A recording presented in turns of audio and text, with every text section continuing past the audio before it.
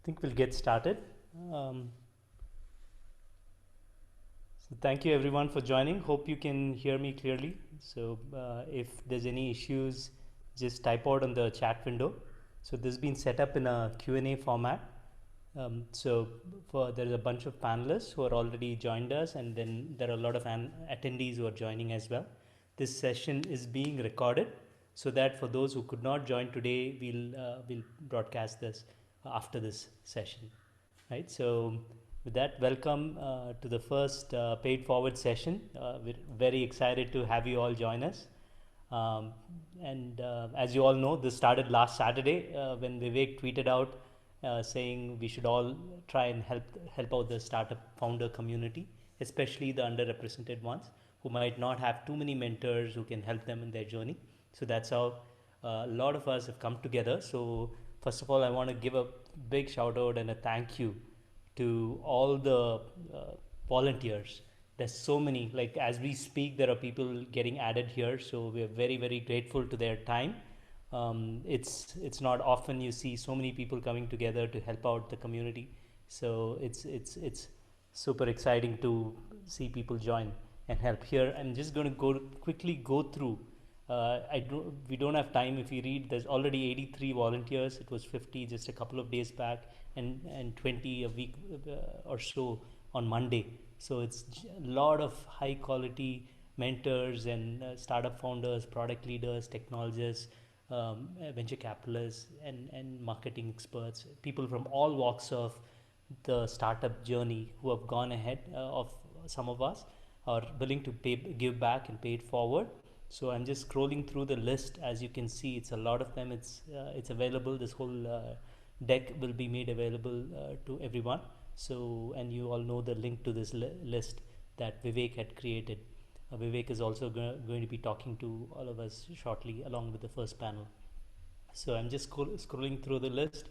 Thank you everyone for all the mentors for giving their time, and some of them have joined today as well. This is the first time we're talking together as a group. So we've done all of this over email and WhatsApp and Notion. So um, this is a sort of finding our own PMF for Pay It Forward. So hopefully you'll all be patient as we go through this journey and help each other make this better for the whole ecosystem, right? So I'm still not come to the end of this list. So it's a very long and illustrious list of people. Even people from the press have joined. So thank you, who have previous startup ecosystem experience.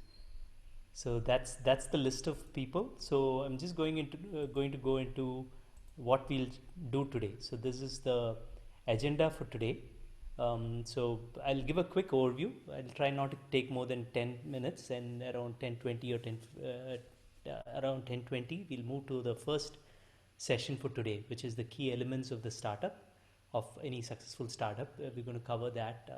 Karan is going to moderate a stellar panel on this, and it's going to have mostly a investor perspective. We have one founder joining that as well, and then we switch and talk about the same thing from a founder perspective, where Anurag will lead us from 11 to 11:40 in a moderated session where he's going to get Vivek, Arpita, and Anirudh's thoughts on the same topic. So we're going to go deeper into the key elements, and then finally we're going to do a demo video and a call for that. You'll understand why in just a minute.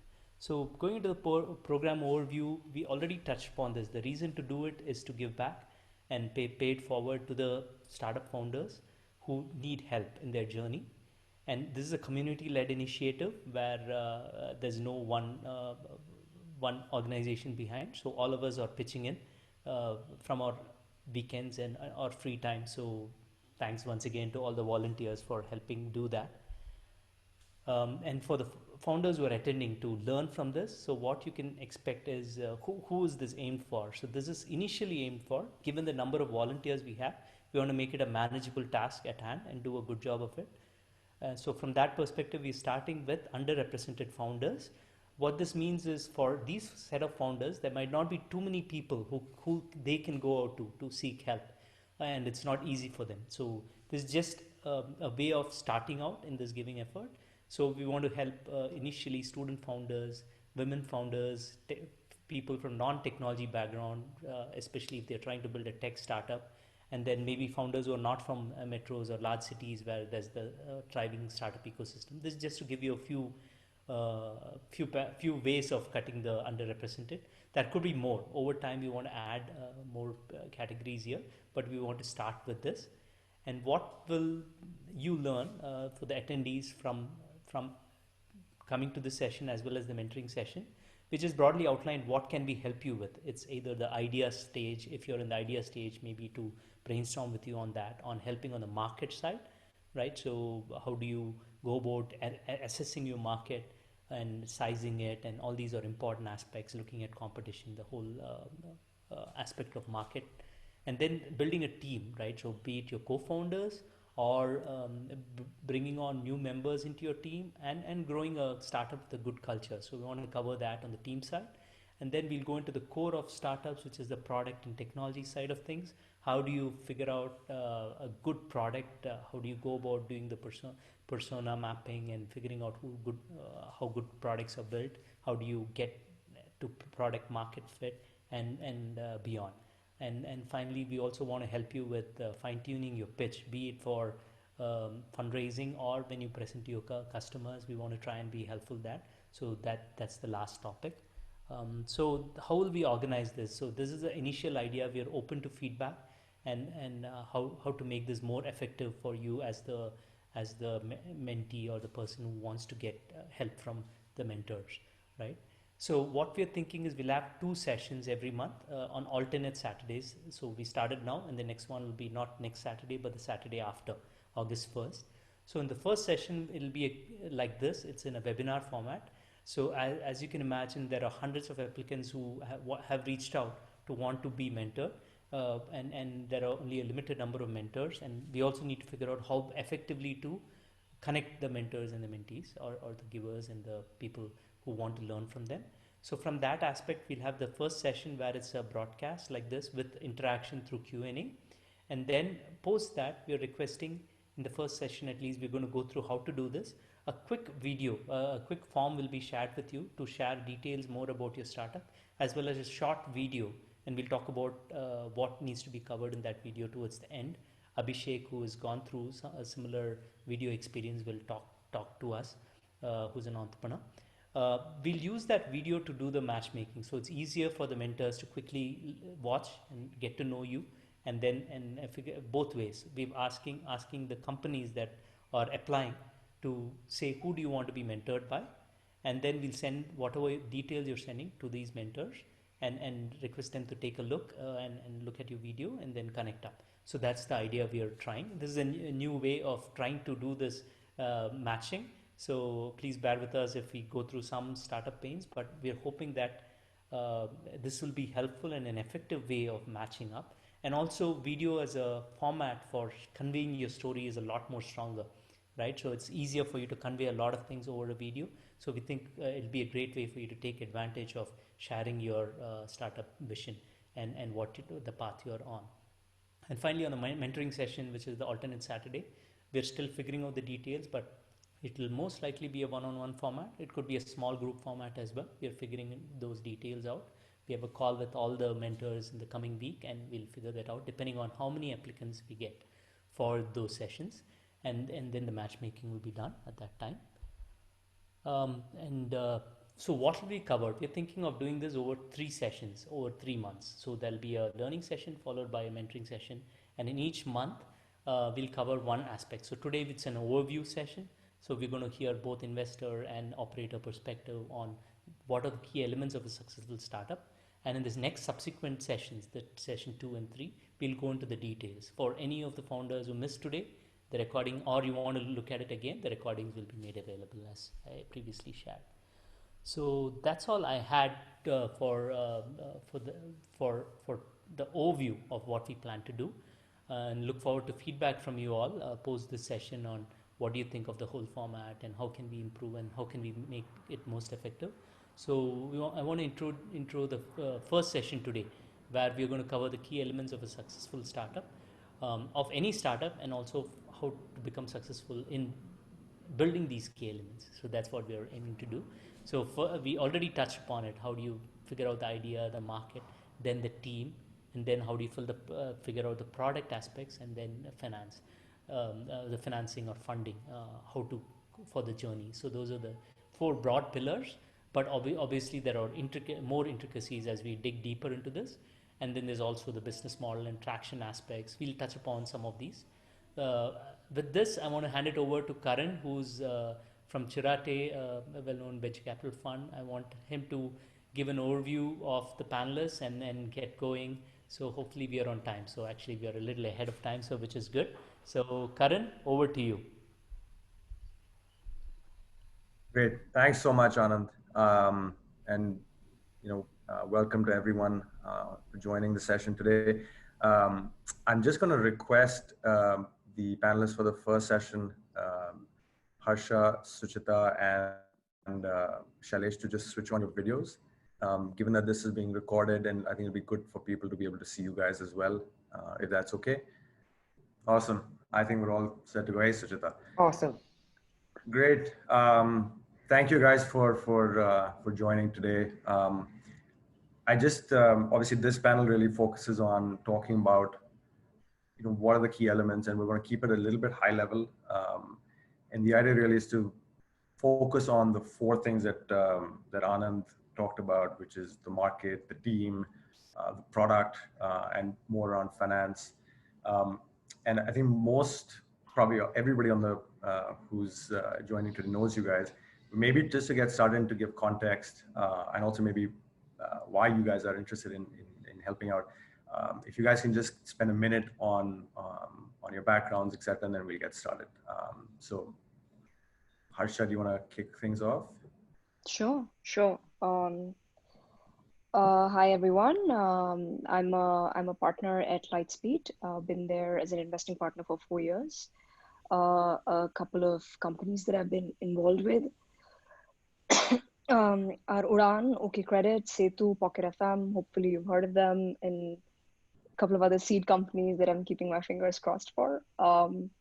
And before moving on to investing, I was primarily in technology and product leadership roles at startups. So in my last role, I was heading product for Ola Cabs. I joined them very early on. I was part of the core team. I built a product org of 40 people and helped build pretty much all products ground up, scale the company to 1 million rides a day and $5 billion in valuation before I moved on. Before Ola, I was at Zynga, where I was managing global revenue for 2 of their flagship games.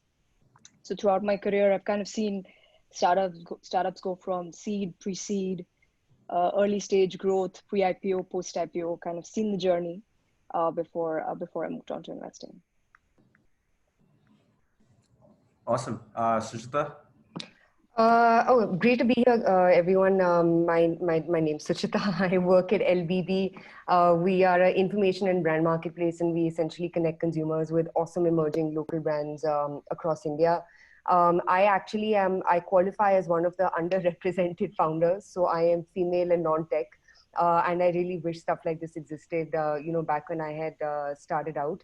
I think for me, the big reason why I'm here is because I've learned so much through folks who are on this call and folks within the Indian startup ecosystem. And if there's any way in which I can give it back, more than happy to help. But that's just a quick introduction about me. Awesome. Shailesh? Hi everyone, Shailesh Lakhani with Sequoia Capital here in Bangalore. I've been with Sequoia for a long time, for 13 years. Focus on seed, Series A, early stage investments across consumer and enterprise. Involved with a bunch of companies over the years. I am doing this partially for selfish reasons. I love talking to startups, and it's always cool to hear new ideas. Even the handful of calls I had this past week were all excellent. People had very good questions. There are all sorts of really cool ideas. So we're very much excited to help support. This is what we do. So whatever we can help to make your company a little more successful, that's what we're around here to do. So looking forward to this, and thank you, Anand and Karan and Vivek for helping putting this all together. Awesome. And just very quickly about me, guys. I partnered with Chirati Ventures. We were known as IDG Ventures previously. Been investing for about 10 years. Love everything about technology, even though I'm completely not an engineer or anything technical by learning. And honestly, the reason for me is, like Shailesh said, and I think like a lot of investors on this call, and I think we all want to try and help people who are underrepresented and just maybe for lack of time or allocation not able to do that. So this has put a great structure around it. And for that, I think Anand and Vivek deserve a lot of credit. So really excited about this. So let's kick things off, guys. And what I'll also request other folks for listening, do share questions that you'd like to ask on the chat. And then, the ones that we see which are most relevant or most common, we'll spend 10 minutes at the end just checking with the panelists and getting their views as well. So, the first, as any investor, as any founder, I think the first question that comes up is on market.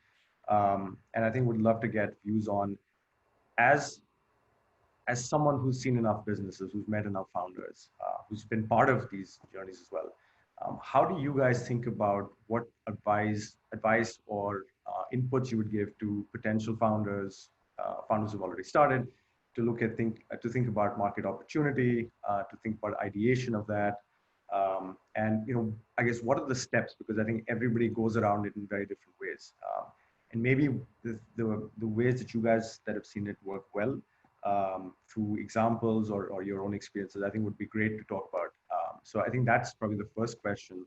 I'll leave it open, whoever wants to sort of kick it up first. I think Suchita is best placed to answer this question first. I am? Okay, cool. Okay, so, and I'll obviously, make this about other companies and founders who I've known of and who I've met and the things that I've learned along the way.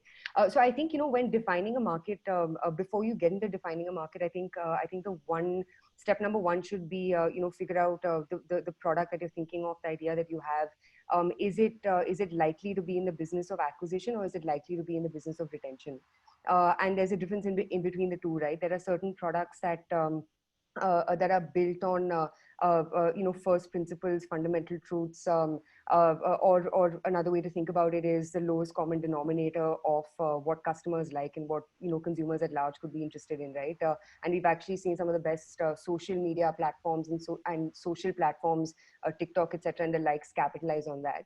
There are other businesses that actually lean more towards a retention cohort. So for them, the absolute size of the market may not matter, but the core target market and the ability of that market to come back to you and purchase from you over and over again, those cohorts become much more significant and much more important to think about and to cater to.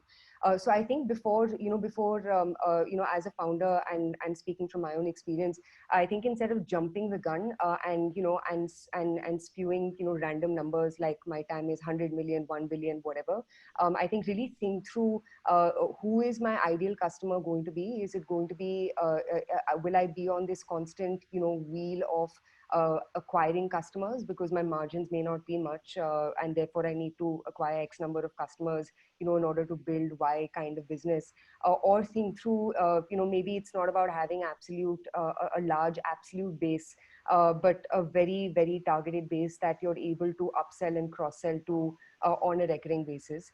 And I think that's more critical than than quantifying markets, because in my opinion, back at least in year 0 to 2 of LBB, it was very, very difficult for me to define what market we were in, because you're figuring it out, right? You've got this hypothesis, you've tested it out a couple of times, you've started getting market feedback, and I think from that lens, my sort of 2 cents on thinking about market would be is break it down into is my product likely to be in the business of acquisition or retention, and then head over to, okay, if it's an acquisition product, then how large does my market need to be, and therefore what are the channels or the models that I can create in order to accelerate my dominance in that market. Or if it's a retention related product, everything from your market to your model to your channels, those change fairly drastically, right? And just a few examples for you guys. Some of the best consumer products in India are not built on a very large base of absolute customers. And when I say consumer products, I'm alluding to a lot of FMCG brands, etc., which may not have a high absolute number of customers, but they're just able to upsell, cross-sell, and build very, very valuable businesses and very strong cohorts of retained customers and recurring revenue through the same. And the same could, and I'll get Harsha and Shailesh to jump in, but that would be how I would kick off this question. So I think you've covered a lot of aspects especially on the consumer side, right? But Harsha, Shailesh, if you guys also look at serving potential B2B markets or a B2B model, it may be somewhat similar. There may be different nuances around it, and we'll talk about product later because I think that obviously is commingled a lot with the market. But if you think of it from a B2B perspective, again, from a market, from an ideation perspective, what are the key elements that you've seen sort of work well with founders as they sort of think about it from day zero, sorry? I think one, I mean, if I have to summarize, I think one aspect that Suchita spoke about was, are you in, I guess, acquisition retention is one way to look at it, or are you in the volume business or the value business? I think that's the other way to look at it, which is, are you going after a segment where you need to acquire a lot of users to make sense and make enough revenue, or you can do with a small percentage and just, keep retaining them? I think another lens that you could apply to businesses is also, are you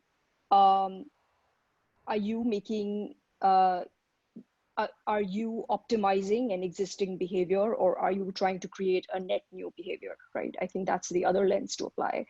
And, I'll like, for example, I think some of the companies that sort of tend to get off the ground very quickly and very easily are in the former, right? They're basically making an existing behavior much better, providing a much smoother experience, and just sort of adding efficiencies that mobile or internet more generally enable, right? So most marketplaces will fall in this bucket, including B2B marketplaces, right? So one of the reasons why, for example, a lot of the B2B marketplaces like Udaan have managed to scale relatively quickly off the ground is because it's an existing behavior offline where pretty much every retailer is in business with a number of suppliers, but that equation offline has inherent limitations, right? That you're tied to your handful of suppliers and you don't have enough visibility, you can't do enough discovery, price discovery, or product discovery. And making it a marketplace just enables you to, to have the same behavior, but online, and make it better. So I think thinking a little bit about whether you're creating a net new behavior, or are you basically making an existing behavior better?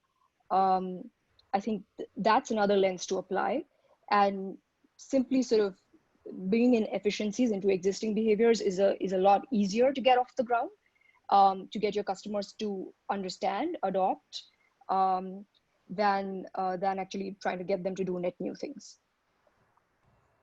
So Shailesh, I think just one overlay to that, which is, I think a great point Harsha brought up, which is how do you think about, or how should you think about making incremental changes or changing existing behaviors versus category creating opportunities, both again B2B or B2C, right? Because one requires significantly more effort, time, money, et cetera, but just a comparison or a framework between the two that you've seen work well. Yeah, maybe I'll zoom out a little bit. That most companies that we've seen have founders who know something about the market that they're entering. That you need some insight. That it's something that if you are starting cold in something you don't know anything about, it'll probably take you many, many years just to learn the basic rules of the game in that market. Another point I wanted to make was that not all businesses need to be VC fundable. There's lots of businesses that will be very, very successful that VCs were trying to play at the outlier. We're looking for the top 1% of companies just in terms of scale that they achieve. That doesn't mean the rest of the 99% of companies can't be successful in what they're trying to achieve. The market that the size of the market they might serve may not be that large. And I'd say many of the founders we get into business with at the onset don't know how big the opportunity is.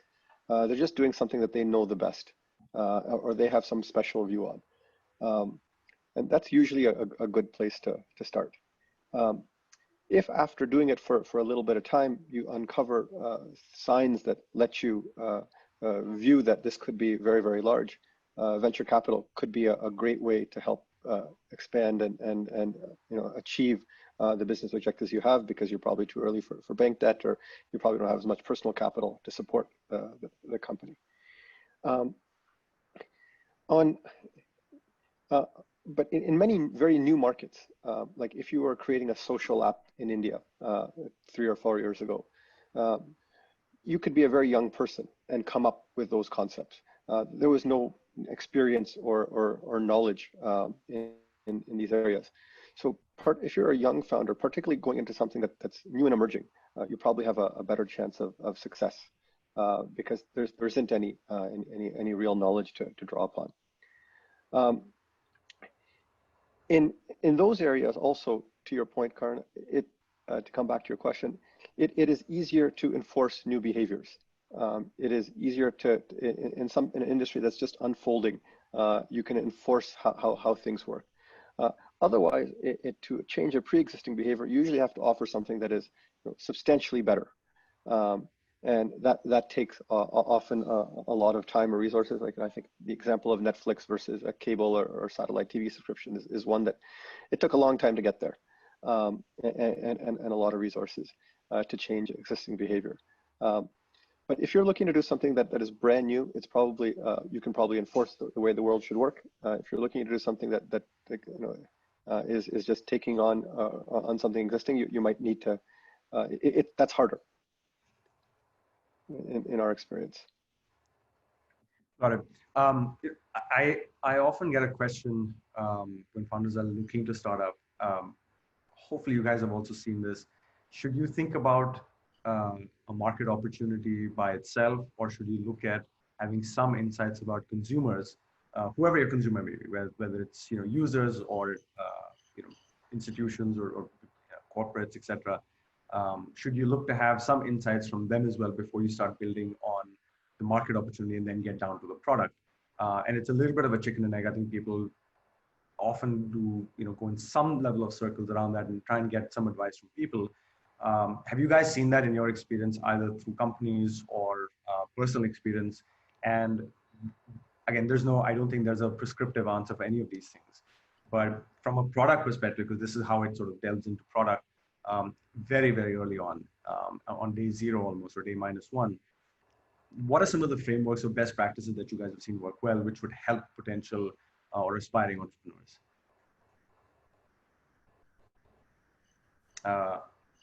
Suchita, you probably have best experience with that. Cool. Yeah, so I think I think when it comes to figuring out your customer insight or and therefore what your product needs to look like. So I'll give you a couple of examples, right? Because that's the best way to speak instead of just a high level nuance. So for instance, in our case, in LBB's case, a lot of the customer insight that we stumbled upon was this insight around millennials wanting to what we call accelerated signaling, right? So the Indian millennial may not have much more money than perhaps they did 10 years ago, but they're basically slicing their spends in smaller objects and using those objects to signal to their friends, family, etc. About their lifestyle. And a lot of what we've seen happen over the past 6 years of LBB is this emergence of masstige brands, right? Which is what we've fortunately been able to latch on as a platform as well. So I think for us, the initial insight fortunately got accelerated because of the emergence of a lot of consumer product brands that align with the same sentiment of how do you build, masstige brands for a customer who is looking to, level up a little bit, who's looking for, objects that help them signal in a much more accelerated way that are, that continue to be affordable. And I think for us, what we got, I wouldn't say lucky with, but I think a lot of what helped us was that we weren't the only ones saying this, right? We were not the only ones with this hypothesis. Fortunately, there were hundreds of other companies on the other side of the table that echoed the hypothesis that we had. So I think more than your market or more than your product, what you really have to, and there's no right or wrong way to do this, but what you really have to sort of think about is timing. I don't think LBB as a model is new, right? I think there are a lot of aggregation models, whether it's Just Style, etc. There are various nuances of of aggregation of local brands and businesses that have existed earlier. But I think the spin that we gave was with respect to the customer who we saw on that very day, and the customer patterns that we assumed would emerge over the next 5 to 10 to 15 years. So I think one way for a founder to look at it is it's really important to have a short-term view, but also have a long-term view. And I don't think magic happens in isolation. I think magic actually happens when not just you, but a bunch of other companies, a bunch of other founders, a bunch of other customers rally around your cause, right, and rally around your hypothesis. So the way I'd answer that question is, just through our example, have a short-term view, but definitely have a long-term view, because markets change faster than you can imagine. Who would have thought, Jio's seed round would be northward of whatever it is now, 40 billion. I can't even count anymore. But the point that I'm making is, through TikTok, through Instagram, through Facebook, through Jio, and through just internet penetration, so many of us have been able to see compounding effects of something that we thought about 5 years ago, right? So I know not the most specific answer, but have a short-term view, have a long-term view, believe in the power of compounding, and more than just your market and product. I think a lot of the magic happens when you create an environment and an atmosphere where your hypothesis, gets said by 100 other people, and that eventually ends up, seeming like a large enough addressable opportunity for what it is that you're building. Yeah, I'm just gonna, sorry, Shailesh, did you have something to say? Otherwise, I was gonna ask you and Harsha a question which came up, which is sort of related to this and the previous point that we were talking about. Yeah, I just want to add one thing. I think Suchita made a really good point that a lot of success is driven by riding the right wave. That we are all beneficiaries in the internet ecosystem of just the penetration of users, and that's probably something you could have foresaw 5 or 10 years ago. It reminds me of this analogy. I was reading this article about the heaviest bird in the world. It weighs 15 kilograms, and it needs to flap its wings once an hour because it just finds the right wind stream better than anybody else. If you can just identify some trends in that you think will be very, very important, I think Suchita brought up great ones around between mobile and masstige brands and the growth of a number of new brands. And you could probably all seen, if you really thought about it hard, you probably could have seen that a few years ago. And there's obviously very similar or new types of trends that you can foresee happening in India now. That if you attach yourself to those, the market will often carry you much further than you could have struggled to get to by yourself if you just had to hustle. Yeah, that's I think that's how, at least in our business, the outsized outcomes always happen. Is that the market carries for further than you ever thought was possible. Yeah, and actually that dovetails beautifully into the question, which was which somebody had. When you're looking at initial, the TAM, and everybody has billion-dollar TAMs in the first page of the deck, and I think part of it is also, that's what they've seen work well. But I think what's probably more crucial, at least my view, but I think it's important to get everyone's view on this, is how should founders look at maybe measuring initial TAM and potentially looking at some of the insights that they're getting at a micro level, marry the two, and then hopefully look at, Shailesh, is what you said, right, on some of the trends that they're seeing, which will overlay and carry the market. So the specific question was, should seed and pre-seed companies still try and estimate TAM and growth? And should it be for the initial market that they're going after, or from a larger market addressability, right, which they see as possible?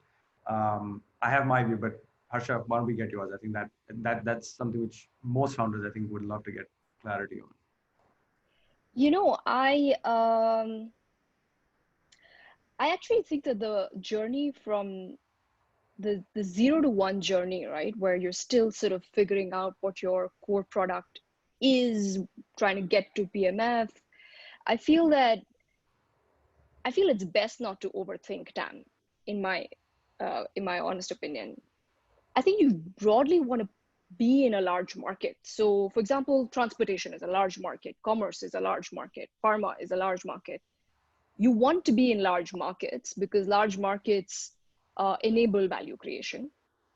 And, you know, basis your familiarity of that market and whatever problem it is that you want to deal with, you need to then figure out the product. And then reality is the market will decide your TAM basis how many users in that market value your product, right? So early on, if as a founder, if you're spending too much time thinking about your TAM, you're not spending enough time thinking about the problem and the product. And that's really where most of your time should be going, in my opinion. I think as long as you've checked that box, right, that you're playing in a large market, that will enable value creation, then the question is, you know, you have an opinion about what the problem in this market is. I think step one is just go out and validate whether that is really the problem in the market, right? And, you know, I always say this, like, I think 0 to 1 product journey, there is never enough data. You actually cannot rely too much on macro data to point you to the problems in a market. Your only hope is your customers, potential customers. And I think that and I'm just sort of looking back on my journey when I built products ground up, and I literally feel that there's absolutely no way that you can figure out what you want to put out there in the market until you talk to 1,000 customers and you hear their problems. And I think when you start to listen to their problems, you realize that your interpretation of the problem is actually very different from how the customer interprets the problem. And it's actually their interpretation of the problem that will then define the solution. So I actually feel that, you know, as a founder, I think most of your time needs to go in getting practical insights from your users. And then to really start throwing out sort of very hacky experiment. I know the word hacky is overused in the startup ecosystem, but there's a reason for it, right? Because you have limited resources and you need to be smart about how you use them.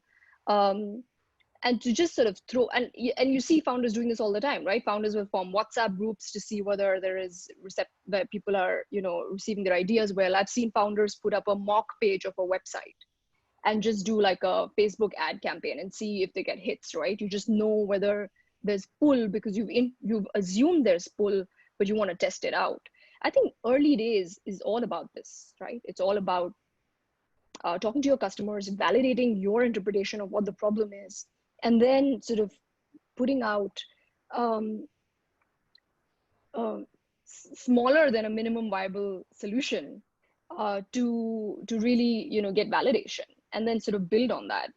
So as a founder, I don't think you want to spend too much time on figuring out TAM in the early days. I think you want to be broadly in a large market and then figure out the problem first, and then the solution, and then the market will tell you what the TAM is. If you're truly innovating, your TAM, you won't know for your TAM for a while. Yeah, and I think hold that thought on PMF and MVP because we will definitely want to come back. Shailesh, just a quick thing on market again, because that was a question. I think it'd be good to get your perspective, and then I think we have a couple of other topics to cover. We've got 15 minutes, but just want to get your perspective on this. Yeah, I like the way Harsha said it. Much of it, you know, we have a saying inside Sequoia, we say size the trend and not the market. Is this going to be an important area that will emerge? It is. You can try to estimate the magnitude of it in maybe in the order of magnitude of how big it might be. If it broadly checks that box, it should be big enough. But again, that's if you want something that necessarily needs to be venture funded. Um, you had asked Karan a little bit earlier about enterprise companies, and we think we'll just see tons of very profitable, nice niche software companies coming out of India. There already are many today. If you're creating a company that has 5 or 7 million of revenue and 50% EBITDA profits, that can be a wonderful business for you to have for a long time. And it depends a little bit on your ambition. Again, venture capital is playing on the edge and on the extremes. You're going to have to take the risk that you may not be comfortable taking to win many markets. But yeah, at the early stages, just do something that you know and that you're better at than anyone else. If fortune is on your side, it might turn out to be a large market opportunity if you really want to build it. Got it. I'm just going to switch gears a little bit and talk about team and co-founders and culture, something which I personally don't think gets talked about much, but is as critical as the market. So Sujita, I'll just maybe take your view on this first. How should founders or a single founder think about building out the early stage team? And I'm sort of looking at day -2, -10, maybe even. How should they think about co-founders? Is there a stigma around single founders, solo founders? And I think overall, how should you look at building out strength in a distributed way? And there's 2 parts of the team, but this is the first one. Just around team, early stage, very early stage team, co-founders, strengths. How have you gone about it, obviously, but what have you also seen that's worked well with other founders, other entrepreneurs? So I think the stereotypical answer around these questions hold true is what I've realized the hard way, right? Which is I think more than at least for us, your early stage co-founders or your teammates, I don't think they need to be experienced as much as they need to be able to change their mind, right? And I think changing your mind is a very underrated attribute. For what, in my opinion, makes for a great early stage team, because there is so much change and volatility that generally exists. As you're figuring things out, as you're figuring out, what product do I go to market with, how do I price it, how do I build, a distribution around my product, etc., etc. I think what you really want is a team that is comfortable changing their mind, and there are all types of people who are comfortable changing their mind, right? We have people who are in their late 30s, early 40s as a part of LBB's team now, who once provided with the right information, and the right data points, would be the first ones to say, I think we need to rethink how we thought about this to begin with. And similarly with younger folks, right? So I mean, the stereotypical answers hold true, which is always hire people who are smarter than you, hire people who have complementary skills to you. I think in between me and our co-founder Dhruv, we come from very different schools of thought, right? In the sense of, in terms of, what our skill set is and also what we're interested in. And I think the complementary nature of, what I am interested in, which is very much on the consumer side, and talking to consumers, figuring out trends, getting customer insights, and what Dhruv is truly passionate about, which is product and distribution. I think those skills in between 2 co-founders need to be fairly complementary for you to actually get the best out of that co-foundership, right? And yeah, I think the third thing that I'll say is, at the end of the day, entrepreneurship is a state of mind. I think it's very easy to, dole out designations. I mean, there's no credential to being a founder, right? Like, just start. I mean, it's like in my opinion, the lamest title that you can have is a founder, because all it takes is just having an idea and starting a company, right? But being a founder is actually a mindset. It's not a designation. It's not because you started something. It's a lot of how you approach your day to day. And I think at LBB, we've gone through, we've made great hires. We haven't made the best hires. But I think the one principle that I've learned is, always hire people who are willing to change their mind when provided with additional data points or additional information that empowers them to do the same.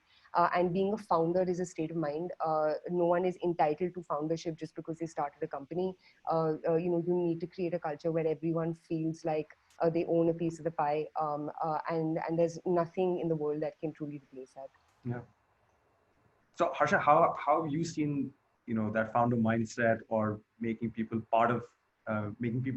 believe that they're part of the larger vision, communicating that vision, setting the right culture, and having the mindset to be both agile but also go deep into it, and without, I guess, having the ability to go both, zoom in and zoom out quickly, and not get stuck, right? Because I think those are issues that come up pretty quickly, which are typically led by founder or the co-founder. But just broadly on team, broadly on the founder, on co-founders, anything that you think would be helpful to share? Yeah, I think both, like, when I used to hire people on my own team, or now sort of as an investor, when you meet founding teams, I think the one dimension that I actually value a lot is self-awareness, right? Founders who are acutely aware, or sort of people generally who are acutely aware of what they're not good at, um, are not, you know, are not shy to admit it, and then are constantly trying very hard and punching above their weight to find a way to fix it, right? And people like that sort of find a way to quote unquote fix it by finding others who are good at the things that they're not good at, finding a co-founder who sort of completes them, balances them out. And I think that, generally that's what I look for. I because a lot of the other things are easier to gauge, right? Whether someone has the right experience, whether they have the right talent, right skill set. I think those are things that are easier to gauge. I think it's what's most important, and I think what I would urge more founders to spend most time on is knowing two things about any person that they're looking to bring on, either as a co-founder or as an important member on the team. Is how self-aware are they, and how keen are they to get better. And I think if those two things are, for me at least, are table stakes, and if they are in place, then that this person, will eventually do whatever it takes to deliver to the best of their abilities. Shailesh, just the final word on team. I think one aspect which is around maybe decision making. Should it be consensus in the early days? Should one person have the final say? There's different schools of thought. I know that from the little that I've seen, I think both have worked out well, depending on the situation.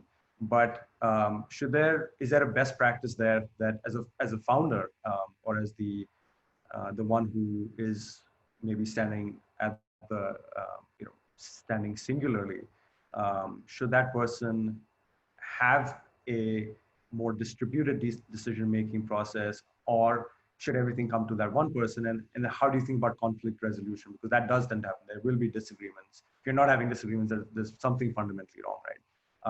But just helpful to get your thoughts around some of these aspects. So in my experience, when your company is less than 50 or 100 people, you need most of the decisions to be made by one person. Having too many cooks in the kitchen, and this comes from people who went to college together and think of their old past marks in some exam as being the ways that they ranked each other, and they value each other's intelligence, or people who might have worked together in a company and similarly have lots of historical context on each other. That often leads to conflict, paralysis, slow decision making, and conflict, and often even breakups of teams. You need to have one person where the buck stops in the early days. As you scale and things need to get compartmentalized, and as departments, of course, you should distribute leadership. But to move fast, to move decisively, to take risks that will be with unclear amounts of data and gut calls, the early days are best done by one person, or a group of people who implicitly have a first among equals, who will be the more than tiebreaker, but will set the direction. I've not seen the other method work very well. Got it. I think first among equals is something pretty much everybody will identify and agree with. I think while we only have 5 minutes, we want to cover a couple of questions on fundraising because I think that's foremost question for a lot of people. I'll ask a question somebody's asked on the chat, and we'll answer it with the obvious nuances. But I think the question is, how should you value a company in the first round? How much should you look to raise in your first round? What's the equity dilution that you should be looking to give up? And what are the different types of investors and how should you evaluate them? Which is, I guess, institutional funds, angels or HNIs, or let's say a collection of people, a collection of angel groups. I know this is a question all of us get all the time, right? And I think it'd be helpful to provide some context here. So I'll leave this open for you guys. Shailesh, if you want to just give your thoughts on this for founders. It's a very hard question to answer because it's very personal specific. It's dependent on someone's situation. If you're someone with, unfortunately, pedigree, and I guess this is what we're trying to solve here today, you can often raise on just your previous accomplishments a lot of money. And we've done a number of investments of that where someone has a proven track record. If you're someone with no pedigree and coming from a very early background, you might have to rely on those who are closest to you, and friends and family are often the best sources of capital. There's always also a trade-off between how much you raise and how much you dilute in the early stages, because if you can raise a little bit more, you might be able to make a little more progress. It's all based on what you think you can achieve with the rounds of money that you raised. The thing that I think both investors and early founders don't spend enough time thinking about is like the uses of capital and assessing that in terms of what money will go towards engineering, what money will go towards marketing, general corporate purposes, etc. Because if you can, if you're someone with a very small amount of money that can make a lot of progress, and then you think the company would be much more valuable, or what you're trying to prove will be much more obvious to those you who can fund the next stage, raise as little as you need and try to dilute as little as you can. The early equity you give away or to investors will be very, very costly in the long term, and it might come back to really pain you. And look, this is also not completely a marriage, but it's sort of like one. It's a close friendship that you'll have to develop with your the folks that you work with. So it's pick the individuals that you feel like you want to speak to very often for the next many years, and want to get in trouble with, because that's essentially what you're going to be trying to do. And yeah, I'd say the brand or the brand of the money is certainly it's a good signaling factor, but really the people that you're in end working with are the most important. So, but guys, hard question to answer without really knowing someone's starting point. Yeah, I think we could have spent the whole session talking about fundraising, but we have like 2 minutes left, so I'll maybe ask Harsha that if you guys could just talk about fundraising to cover whatever of these aspects that you can, because I think it's good to get different perspectives on this as well. I think one advice that I would give is whatever your estimation is of how much capital you need over the next 18 months, 24 months. And typically founders, that's the other thing, and might be useful for first-time founders, is that try to raise for at least 18 to 24 months. But whatever estimate you have is likely low. So find mentors, find other founders, find people who are experts in an industry, talk to them to validate whatever hypothesis you have, right? So think about whether, and these are not things that are hard to validate. So hopefully sort of all the mentors here can help. these are things that are fairly easier to validate, right? So are you in a business that has high barriers to entry? Are you in a business that's going to be capital intensive? Are you in a business that's quickly going to get competitive? I think sort of most people with experience in building companies or investing in companies will be able to comment on that. And basis that, you should be able to estimate how much more you should try to raise. I think that trying to get that estimate as far as close to accurate as possible is critical. And I think that's the one place where I would suggest founders spend most of their time on. I think some of the other things that some of the other aspects of the question that you asked was, how do you decide the valuation, who you should go with? I think those are specifics. Those are also tougher to answer. They're very subjective. They're very dependent on, as Shailesh pointed out, your background, the space you're in. A lot of other factors will play in. So it's harder to answer that question with the limited time that we have. But I think the one advice that I do have is spend more time just estimating how much you need to raise and talk to experts. Absolutely. Suchita, quick thoughts on first-time founder, how you raise funds, what your advice would be? So I think what I will say is, Harsha's feedback was spot on, which is you never, ever, ever end up raising as much money as you actually need. And 3 rounds later, I can continue saying the same. But I do think, like I'd sort of said earlier, I do think at the end of the day, you need to have a long-term view on your entrepreneurship journey, because there are a lot of things that go, wrong along the way. And I think specifically with your early stage founders, in my opinion, with your early founders, and in your first, seed round or like your pre-series A, you need to find people who understand what it is that you're trying to build, and can guide you in the right direction. Because having an investor who doesn't get what you're doing, and also get what you're doing, right? Doesn't understand what your own personal ambitions, etc. are. That can become a detriment in the long run, right? So to give you guys a quick example, our first investor was Rajan Anandan, right? For me, the second he said yes, I was all like, whatever valuation you want to give, we just want you on our team, right? Like we just want you cheering and rooting for us.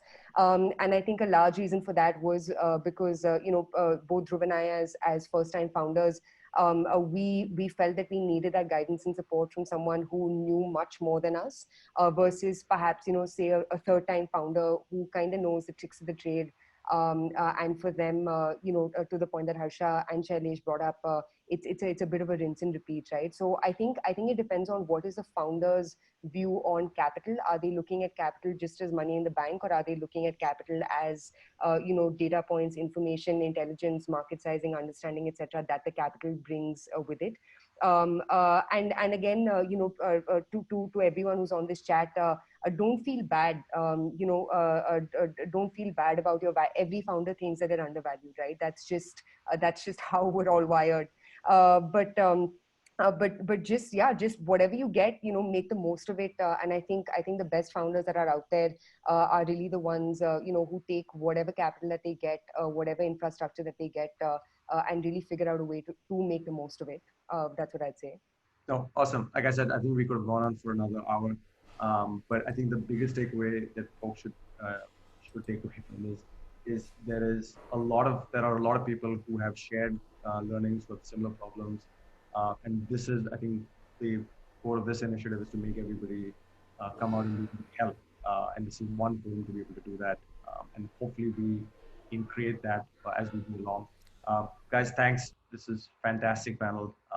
Great insights. I hope this was useful for people listening in. Anand, over to you. Thanks again, guys. Hey, thanks team Karan, Suchita, Harsha, and Shailesh. Really appreciate you taking the time. So we'll move to the next panel. So what we have next, I'm just going to share the screen so that we all see it. Hopefully you find the right one. Yeah. So next is, we've heard from Karan and the panel on one perspective on the key elements of a startup. We want to dive deeper and hear more from the operator side with Vivek, Arpita, Anirudh, and Anurag is going to help moderate this session. So there's a lot of questions, great ones on the Q&A. So we're trying to take on some of them real time, and some of them we'll answer on the panel, and some of them we'll park for future sessions. If you want to go deeper into market, or some of these we might not have too much time today, but in this deep dive sessions we'll be able to answer them. Okay, with that, over to you, Anurag, Vivek, Arpita, and Anirudh. Maybe you can turn on your videos and start sharing, please.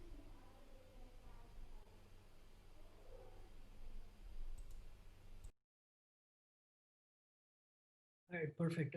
Thank you, Anand, for first of all for helping set all of this up and helping us get started. And thanks a lot, Karan, Shailesh, Harsha, Suchita, for that brilliant panel.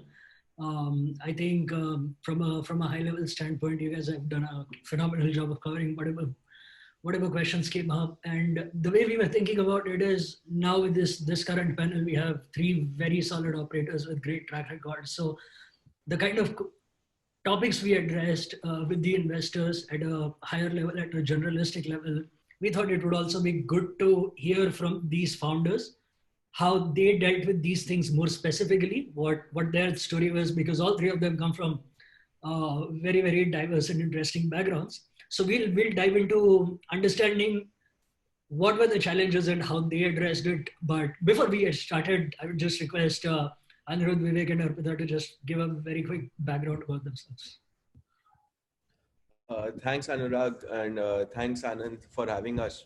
So just to give you a quick background, Anirudh from Pepper. We are a content marketplace platform where we are building a high quality talent network for creative professionals. So we have content writers, graphic designers, video makers, and so on. And on the other end, we have businesses who are looking for content. So ours is a platform that matches the best fit projects to the right people. And we started this journey early on in college in BITS Pilani in our second year. And fun fact is, I am just about to graduate in the next 5 days. So we've built our we've built our business over the past 2.5 years. It's been a brilliant journey, and I think I'm excited to share whatever I've learned so far. Arpita? Yeah.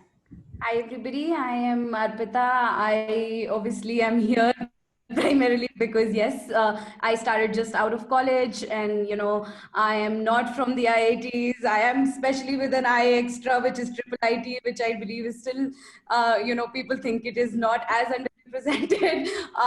And of course, I'm a female founder, and, I have built MechMocha over the last 5 years with a lot of love and passion. And, we operate in the social gaming space.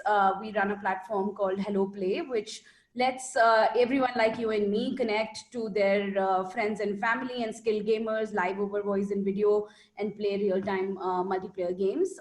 That's what we do, and happy to kind of share whatever can be shared with the first-time founder. That's a very, very tricky area, but yeah, I'll would try to do our best. Yeah. Hi, I'm Vivek. I run Bounce. Bounce is a scooter share solution. So again, a first-time founder and a non-tech founder.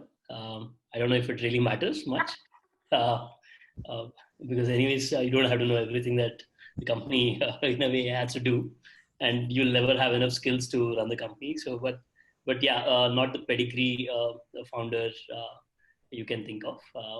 I'm a chartered accountant by qualification. Used to be an accountant, used to do tax at KPMG, quit, started my practice, then started luxury motorcycle rentals. And we started in 2014. For 2 years, we did that. Then we pivoted to commute. Then in 2018, we raised capital, and today we are operational in 2 large cities. And if you are in Bangalore, you would have seen the yellow scooters out there. So that's what we do.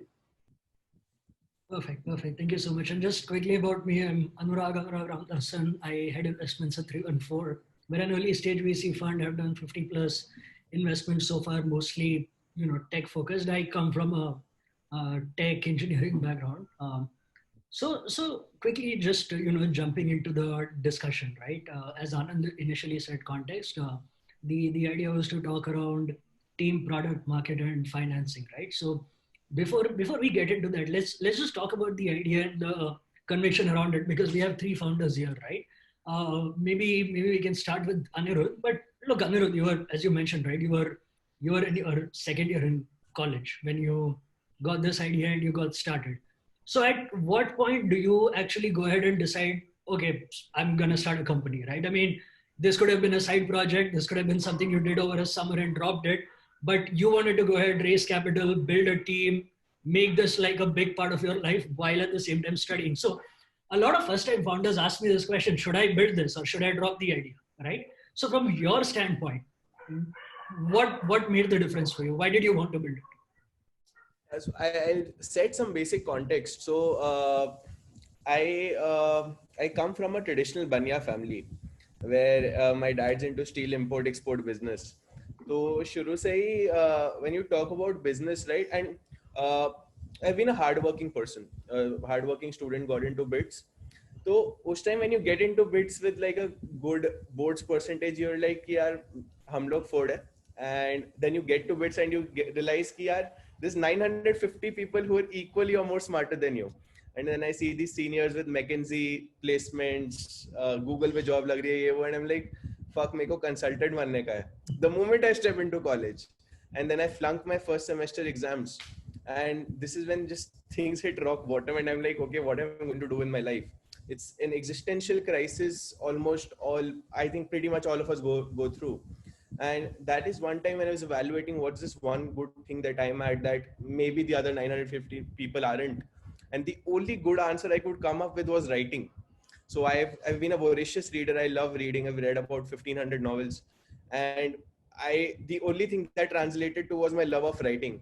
Never thought I'll build a business out of it. Never. I cold made like 50 publications to get a chance into writing. TOI, HT, Hindu, all of them rejected us. Somehow hustled my way to get an internship at Your Story. This is 2017 June. And on the side, Pepper's idea, it's not something like yaar, ekdam idea chamak gaya and you get to it. This is never that. Especially for first time founders, it's a very natural progression. More often than not, you don't know you are into the mix, and then you realize, okay, I'm in the long term game now. and you're really scared, you know. There's no you can't tie any certainty to it at that point of time. So for me, how we started Pepper at that time was basically I had to figure out a way to finance my education for the next 2 semesters in bits at that time. And at the same time, I was in Bangalore. I wanted to live a good life. So I started freelancing for a couple of US based platforms for writing. So I used to maybe get up at 4 in the morning, do freelance writing, teaching from 4 to 9 in the morning. Then at 9, I used to go to Your Story, get back at 5, then 6 to 10 again. And that way, in this entire 2 months, I earned about 2.5 lakhs out of this entire process, just freelance writing. And you know, no objection. उस time ऐसे दिमाग में था नहीं कि okay, मुझे कुछ करना ही है. But it's really fun, and fun at the same time tiring.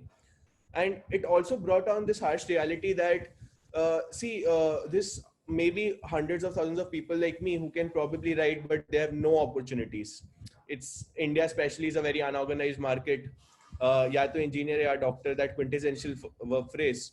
Not 10 years after people do their professional lives, उन्हें realize होता है मेरे को तो writer बनना था life में. So point is, there's no structured opportunities for creative professionals to come in, and that's where I realized. And being at Your Story, also realizing the power of content, is when we decided. When I thought कि maybe we could try something out. And you know, this was June 2017, but it took me 3 months to get back to college, to adjust to my college life, get 2-3 people to just work out on a project with us, and is. Nothing. I wrote this document called Pepper. So we use this Google Docs pay. I still have that document. June 16, 2017, I wrote this document called Pepper, and Pepper ke samne likha, we'll change it if we think of a better name. And and people still ask me why Pepper. I don't know. It's just something very intuitive. And एक लंबा चौड़ा document लिख दिया कि ये चाहिए, ये करेंगे, वो करेंगे, ये करेंगे, वो करेंगे. and that's it. And then we just got started. And like I said like I said earlier, you don't know when you are in it. So honestly, for me, it's not a structured thought. My dad told me, "क्या journalism कर रहे हो ये क्या क्या?" Didn't understand what we are doing. किसी college वाले दोस्त को बोलते थे, "How can you make a business out of articles or writing and so on?"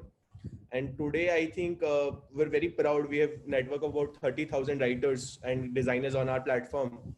350 plus businesses taking content from us, and I think now I think long. I think somehow or the other, I managed to take the right decisions and get where we are. But again, stumbled a lot, and it wasn't easy. That's awesome, and we'll come back to all of those stumblings also very shortly. But before that, Vivek. So again, like you mentioned, chartered accountant background, then you did some consultancy, then you started your own practice. Dot dot dot, largest funded bike sharing platform in the country. So can you help us fill that gap? Like what really happened in between for things to change this much, this drastically? Yeah. So it happened over a long time, right? So people might be reading all that in last 18 months, 20 months, right? But we started in 2014, and our first Series A was in 2018. So a lot of things have gone through those 4 years where we also understood what we wanted to do. We tried multiple things. So while I was doing my CA practice, me and a bunch of friends thought that we should want to do something in life, and we decided that we'll catch up Thursday for beer and hash out ideas. So Varun had just come back. Varun was one of my cousin's friend. He had just come back from US.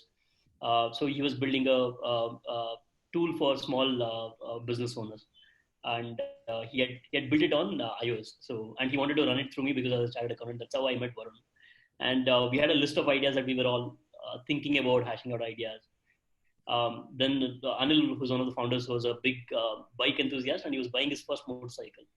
I went to the Royal Enfield showroom with him and realized that people had to wait for 1 year to get a Royal Enfield. I laughed at him saying that, why would you wait for 1 year to get a motorcycle? Isn't it so stupid and everything? Then I realized that people are so crazy about it. I was tracking how shares were going up and everything. Then we felt that, okay, if people are so enthusiastic about riding a Enfield, and I had not even, other than Terminator, I had not even heard of Harley Davidson or any other big motorcycle, right? But we all, as kids, like motorcycle and everything. So then felt that, okay, would people be okay to ride the motorcycle and enjoy it and not worry about owning a one? Because even I remember Anil had taken at least 3 years of his working life to decide to buy a Royal Enfield those days. So I felt that, okay, everyone goes through this, and probably should we just try out a simple idea where we buy one motorcycle. And Enfield had a new variant which was very quick in delivery. It was 2 months to deliver. Buy one motorcycle, take a loan, took a HDFC loan. Worst case, we signed up saying, me, Anil, Varun said that we'll pay the EMI, and worst case, if we don't like the bike, we'll sell it off. We made a Facebook page, and that's how our journey on motorcycle started. It was an experiment. We thought we will try for 3 months. We will ask people if they want to rent it. And as long as we can cover EMIs, the bike is free for us, was the idea. So that's why Anil's girlfriend said we are doing a very wicked thing. So the company name was Wicked Ride, and it's still Wicked Ride, as in because we were kind of enjoying motorcycles while others were paying for it. And so that's how the company started. And we were doing this. We scaled from one motorcycle to a lot of motorcycles, I guess. We got some small angel funding. We started doing this. One day, Funny from Redbus had come to our office, and he generally wanted to talk because he had heard of our things. And he said, Vivek, all of this is great, but right, this is not going to become very large. Have you guys thought about it? He said, yeah, we have thought about it. We thought we will become something else, as in we thought we'll become virtual dealers. We've thought of multiple things, but nothing is big yet, and we are stuck in day to day, right? And we did not have a large team. It was so I was going to deliver motorcycles. Then Anil used to maintain an Excel sheet for taking orders, and Varun had built the basic website, and we have done things like delivering Harley Davidson to Hyderabad. And from Bangalore, we drove to Hyderabad, delivered the motorcycle, and used to come back. So we used to do all stupid things, and it used to be a cash rich, but good enough to take care of whatever was happening. No salaries, nothing. After Funny spoke to us, we were like, we thought deeper on what can we do. So Funny was asking, why are we not doing it on scooters? Why are we not touching commute, which is a larger market and everything? We had our own thesis on why scooters won't make sense, where we felt that if Harley Davidsons are not able to pay for itself, how can a scooter pay for itself with all the cost that we have and everything, realistic? Then we started working with government on cycle sharing projects. This was very early 2016, still no OFO mobiles. So government of India had a UN funded cycle sharing projects where you bid for the project, and if you're the lowest bidder, you get to execute the contract, and it's a revenue share kind of thing. So all you have to do is say why you can do this and everything. That's when we started deep diving on cycle sharing as such, and we figured everyone was just getting things from Europe and bidding whatever is possible, and they used to win contracts, and the cycle sharing projects used to disappear in few years, right? As in because nobody was riding cycles. Then we wanted to innovate something on cycle. Then we started asking ourselves the question, saying that why are cycle sharing for startups have not been funded? There was one in New York, and one in Washington, and one in China those days, which was all government funded. We thought it's actually a great mobility thing. Why is it not funded across globe? Then we thought what it would be for India. We thought it was not overnight realization. We figured that scooters are everywhere. If instead of cycles, if we can do it on scooters, it can be a great thing. And we initially thought we can put like Coke dispensers. We thought we also build those things where you put a password, a key drops out, and you again ride and you find another drop box and drop the key there, kind of thing. But then Varun said, you know what, all of this won't scale. We should actually make the scooters keyless. That's when we started our journey on scooters, commute. We started talking to a lot of investors, and then we started talking to VCs, and it took its own time. One thing that we did was we started piloting without VC money, and we showed some data, some very small data point, saying that it will work. I think our Series A investors took a bet on us. From there, the journey has been good. So 2018 is when we raised money. September 2018, we started with some 300 scooters. From there to now, we have done close to about 25 million plus rides in Bangalore. At pre-COVID, we used to do about 100,000 plus rides in Bangalore plus Hyderabad put together. A lot of things that we have done building the sharing ecosystem here. So very happy that today people can just take a scooter anywhere and drop it anywhere. Comes with its own challenges, but that is what we have built over a lot of time. That's a story in quick 5 minutes. No, that's fantastic, and I'll come back to you because I would love to understand more about how you went approaching this market, right? But before that, Arpita, very very curious about your play here. Started out of college, started this company 2014, 2015. It's the pre-geo, pre-smartphone world, right? Not enough distribution. And if you make a Venn diagram of all kind of founders and all kind of companies, women founder in gaming, I don't even know if it comes up. It is surreal. Yeah, I think. In fact, I'll start with a story just to make things interesting. Somewhere around like 2017, while we had already kind of raised money and everything, I met somebody at Starbucks who was a Japanese company CEO.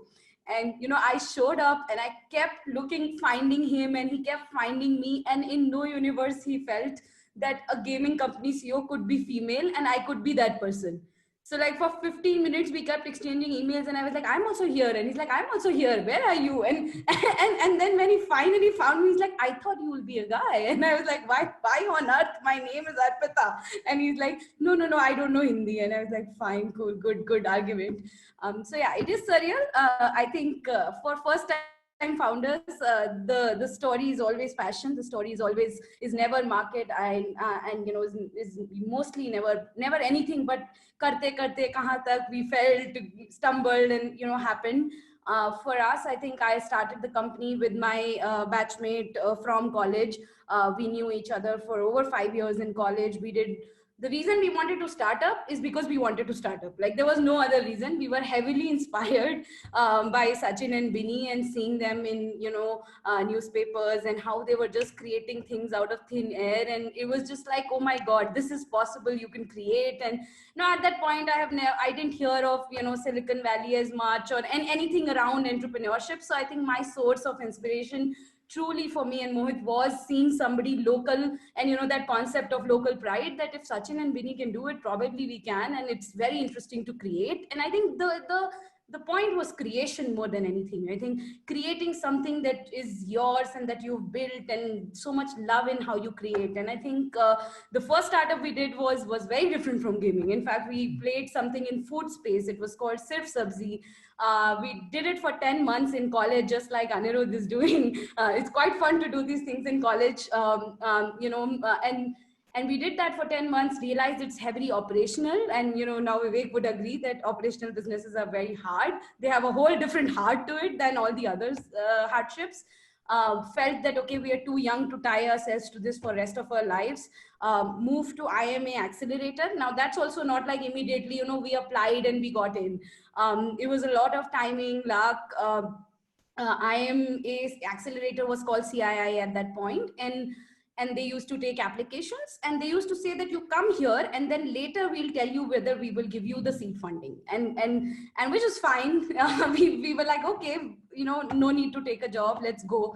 IM was exciting, and CI was exciting from the outside, like coming from where we were coming from. And we went there and explored for over a year, different ideas. Again, was never zeroed down to gaming as such. But during that process, we've always been passionate about gaming. We've done a lot of work during college in games.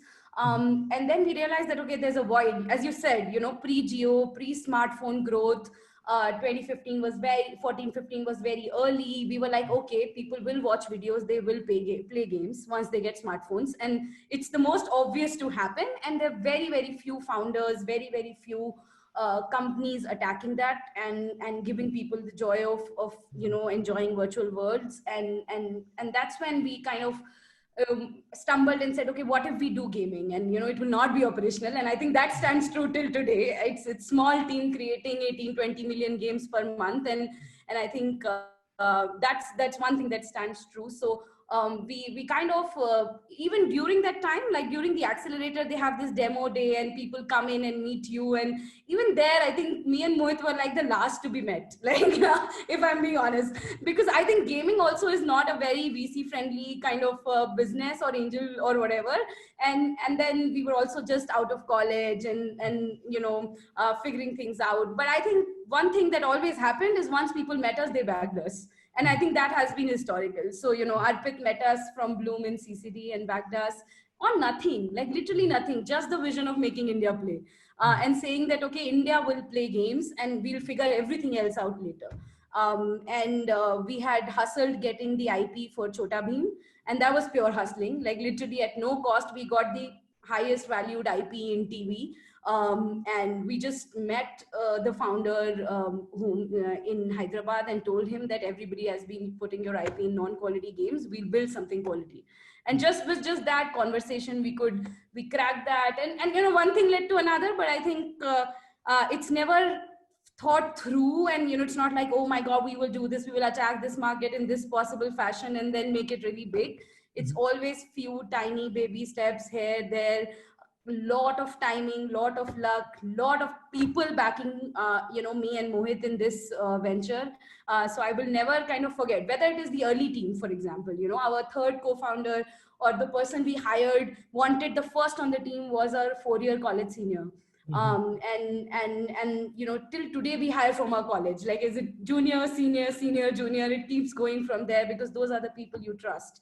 And that is why in my first entrepreneurship journey, I think the biggest component was people, whether it is the co-founder or the team or the investors or everybody in between who kind of backed us and gave us a chance. And I think that matters a lot. So that would be, my message to everybody in the audience, like find people who will back you, who will keep your back, whether it is the team, co-founder, investor, customer, user, partner. I think that makes the journey all the more kind of worthwhile.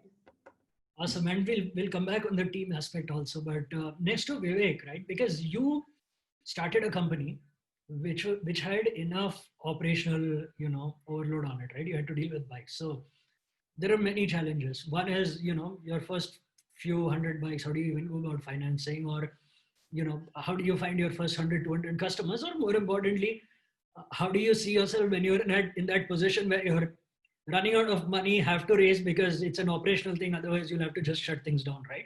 When you hit those kind of roadblocks in an operational company, what's the thought process? What's the rationale for the next steps that you end up taking? So, Anurag, for us, the biggest challenge was from kind of pivoting from Wicked Ride, the luxury motorcycle rentals, to commute. For us, even banks were giving loans for luxury motorcycles, but nobody was ready to give loans for small scooters, which was very counterintuitive because Harley Davidson used to cost close to 10 lakhs and banks were ready to fund it. But scooters, which should cost some 60,000, banks were not ready to fund it. I still remember, I think September, in one of my, I use Google Keep a lot. So I had made a note saying that we should get into utility scooter rentals was one of the note. I still have it. And I still remember one of the weekends I caught up with Varun and Anil. I said, we've been talking too much about it, but we've not done anything about it. Come, let's go find out how to get scooters. We caught up in office then. So the general idea was that banks are not funding it. So we said, okay, let's go to the one of the dealerships and say that we want to buy scooters. And 25 scooters order should be a big number. We obviously said we can buy even 100, but you have to fund it to us. So we walked to a TVS dealership near South End. That was the only dealership open on a Sunday, I guess, or something of that sort, or nearest TVS dealership, because we wanted to get a scooter which is very economical. Scooty Pep was the most economical scooter. We went to the dealership and he said, yeah, Monday we will get back to you and probably fund it or whatever. Fortunately, they funded 25 scooters, as in TVS Credit funded the first 25 scooters, Scooty Peps. And see, for whatever reason, we thought that this is going to become big. Whatever idea we realized, everyone will realize and everyone will go after it. And we have to have some moat. And we did not have cash. We had raised a small round of about 2-3 crores from an angel. And Wicked Ride was generating money, right? So what we did was we went to metro station, Bangalore Metro, and said that, hey, we took a Taiwanese report saying that public transport and shared mobility have to go hand in hand, and there the public transport was funding it and everything. So we said, you should fund the scooters and you should give us a space and do this. For you, the biggest win is that we will take care of your footfalls because people will use public transport much more easily because there is a first mile, last mile figure. So you fund the scooters, you give us space, we will run the business for you. We can even do a rev share for you. They said, see, this is a long shot, all great reports and everything. Fortunately, we got an audience with the person, and it was actually nice. And he said, "Great idea, but I don't know how you will do it and everything. But what we can do is we can use space. Space is there, but we can't fund it because it's already part of a mandate, and it takes a couple of years for us to even get back on this. So quickly we can use space and you can experiment." And they said, "But you have to pay rent." So they auctioned it. So we ended up winning the auction. We wanted to win the auction. We started paying a lot of it, and of the 2-3 crores that we had raised from an angel, most of the money went for metro station deposit and running the Bayapnalli station. So the first few customers came from Bayapnalli station. So we used to have 25 scooters parked there, and we used to literally stop people. Initially it was rent, where you can take the scooter and come back. But when we wanted to pilot a dockless kind of solution, right, and we did not still have keyless solution. So what we did was, and everyone wanted some data around how dockless would work. And if we start building an app for that and everything, it takes its own time. And at least by a couple of months, it would go ahead, right? So we actually got a small grant from another. We used to, so because we did not have cash, we used to participate in all the challenges and everything. There was one startup challenge that we participated in. We thought it is a 2 crore grant. And after the metro contract, we were doing rentals for a long time. Those 8-10 months was the toughest because everything used to go on the metro rent, and every day running was a challenge. But we used to make about 2-3 lakhs of revenue every day from Wicked Ride. So that used to get distributed for all our costs, including EMIs and everything. I think about 10-12 months was the toughest, where we could not pay salaries on time. So, but we were very transparent. Because we were operations heavy, we were already 60-70 people, most of them operation folks and everything. So we used to have an Excel Google sheet where Anil used to run this Google sheet, where this sheet also had, say, Anurag wants money on the 10th of every month for EMI, 16th for school fees and everything. For every employee, that sheet was spread out, and everyone knew how much revenue we were making. So that used to get distributed amongst everyone. So so we survived like that for a long time. And when we wanted to actually do a dockless kind of experiment, the only way for us was to take it to users and figure out whether they like it or not, right? Our thinking was very obvious that people would definitely want to do this because it costs less than auto. It is seamless. You don't have to negotiate with anyone. and the price is fixed, and why would they say no? People know how to ride two-wheelers. So we put people there, including me and Anil and everyone was there, where we used to stop people coming out of Byberly station. We used to say that, you know us as a rental company, that was Metro Bikes, but now you can take the scooter here, leave it anywhere in Whitefield. We used to do everything on WhatsApp. We used to take a DL photo. We used to calculate the distance, take an amount on Paytm, and we used to put their photo and the bike number on the WhatsApp group. So someone used to be in Whitefield, waving hand near that. We had some 10 spots where you could drop off. So wave a hand, collect the key back. And this is how we started the initial sharing solution. And idea was that with all this friction, if people are using it with a tech and keyless, it should definitely work. I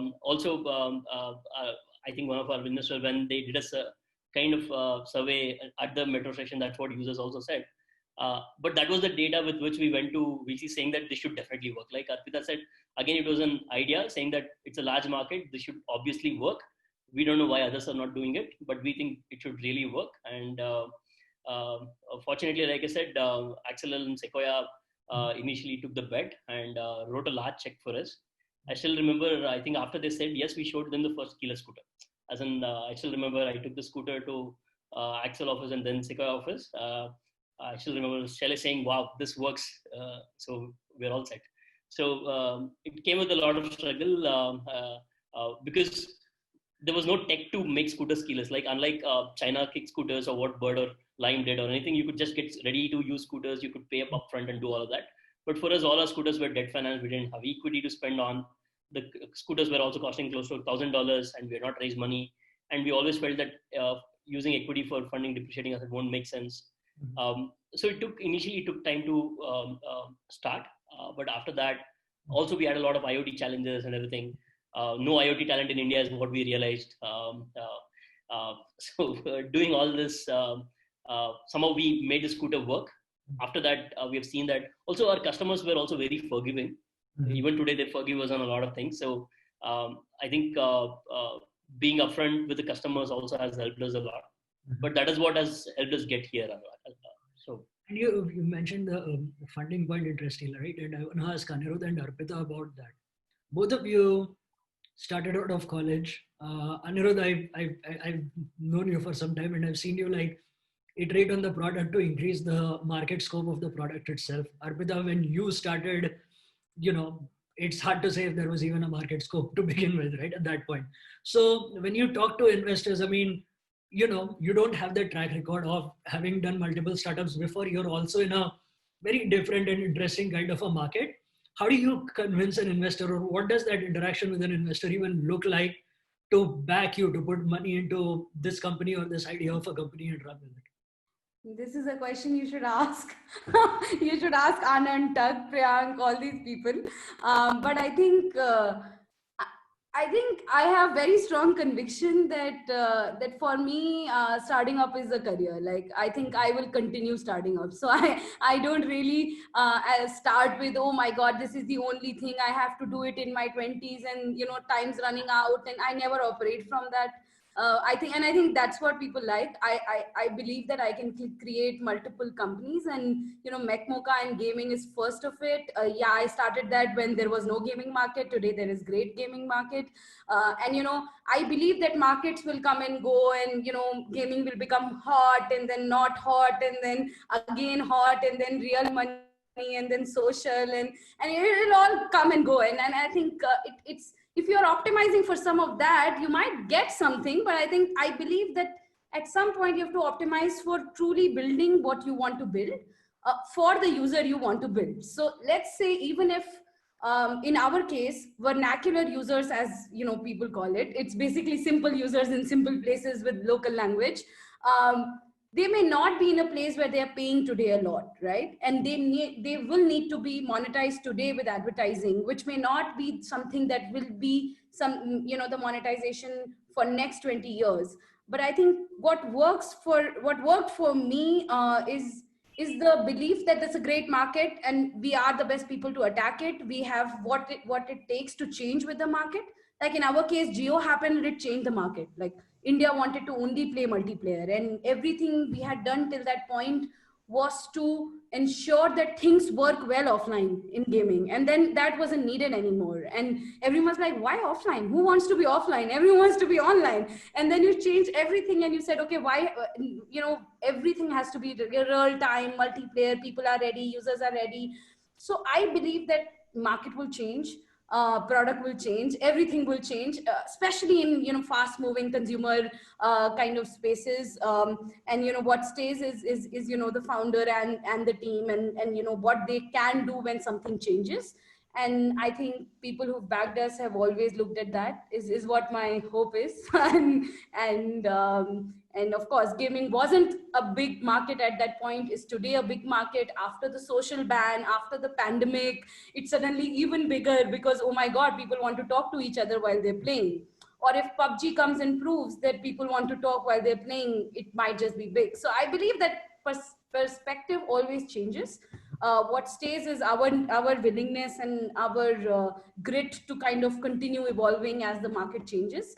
And I'm hoping that's what we've got this much backing for. And I believe venture capital is a business like that. You need to back, and you need to bet on the market and the people, and then let things play out in long term. Fantastic. And maybe in a minute, if you can just quickly. Sure. I think there's this one question that all founders secretly hate, but then eventually that drives them the most, is a question by VC saying, how is this going to be $1 billion company? And obviously no early stage founder it's very hard to get that math right. It's all conviction, right? And at the end, when people are just to share a quick anecdote, we applied to Y Combinator in May 2019. We got into the interview stage, so we went to Bangalore. There's Adora Cheng. We had this 10-minute interview and we got rejected. We didn't get in that time. Everyone was like, market size bahut chota hai, how do you become $1 billion company? And this is a point of time when you're a third year student, you're contemplating ki yaar main placements mein baithun ya fir main full time karu. And when you hear this is probably the final nail in the coffin. But that's exactly when I and my co-founder decided. So we completed our courses early in the third year itself, and we decided we'll take the plunge and we'll move to Mumbai. Just that fact that we need to prove these people wrong, just the fact that they might regret not taking us at this time, call it at that time vaguely ambitious. But we moved to Mumbai, and it was a team of 5 people. Was living in Navi, Mumbai. We took this flat below my parents' house, and it's a small flat of 5 people. We worked out of there, and in the next 5 months we closed our first angel round. And just to give you context, we're raising about 2.5 crores at that time. And I cold made 150 investors, each and every investor. I right now about 12 investors on my cap table. Every one of them is a single investor I reached out to. It's not like someone connected me to 10 other investors and everyone put in money. I made sure each one of them came to us, and at the end of our round, we were about, I think, 2.5x subscribed. So we were about 5 to 6 crores of commit. We ended up choosing 2.2. Point is, see, investors, whoever, see, at the end of the day, you don't need to convince you need to convince this one person who's going to trust in you. And this one person you will have to look to. That's it. That's all it takes. At the end of the day, the more convincing you need to put in is in yourself and in your team to keep continuing you. So one very overstated thing is people think about, yeah, meko investors ko convince karna hai, market dikhana hai, potential dikhana hai, and they'll invest. More than that, I think you need to invest. You need to get your team to be invested in you. If there's the right team with the right passion to follow this, right, things will come through. Investment will come. किसी एक बंदे को चमकेगा, पर वो जब चमकेगा ना, then it's going to be that moonshot that you want.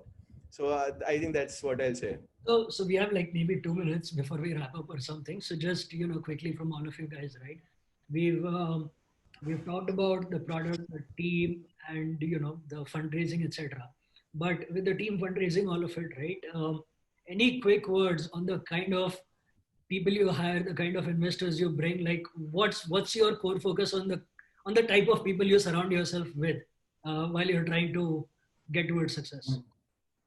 I think one quick thing from my end would be if you're if you look for an early round, I think go with angels and go with angels who are entrepreneurs themselves.